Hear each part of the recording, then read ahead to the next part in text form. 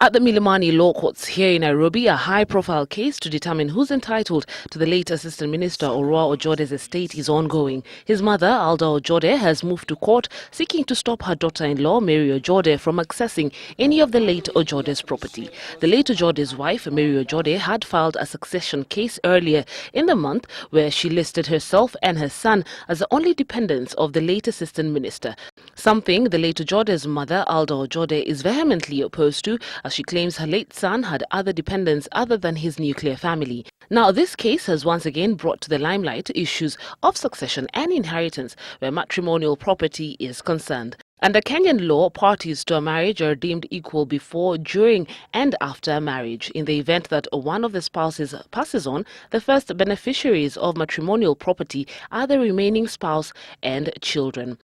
When it comes to the distribution of matrimonial property in a polygamous setting, the homestead with the highest number of children is usually accorded a first priority. Then for purposes of equity, the court then makes a determination and says, okay, fine, and which the court has always done, to look into the number of children in each household. If household A had 3 children, household B had 10, of course, the court would be trying to be fair, would say, okay, fine, the house with 10 children will get slightly more than the house with 3 children. Writing a will is highly advised by lawyers, as this will make the process of transferring property in the event of death much easier. In the event that the deceased spouse has left no will, it is important to remember that anyone can lay claim to the property left behind. Of course, the court would give the family the opportunity to sit down and agree on how they want to distribute the estate of the deceased.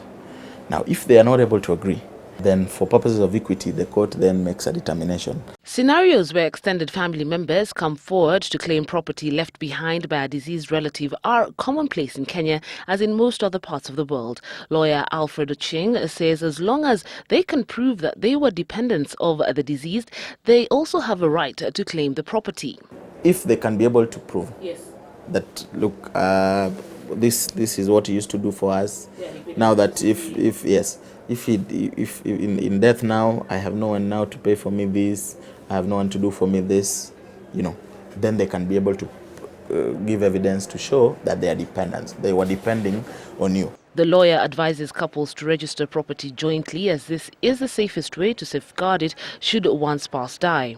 The import of such registration is that when one party who is a co-owner passes on, the property automatically devolves to the surviving spouse. At the end of it all, Ochieng advises couples to be honest with each other so as to make it an easier inheritance process should one of them pass on. Reporting for Citizen Weekend, I am Kirigo Ngarua.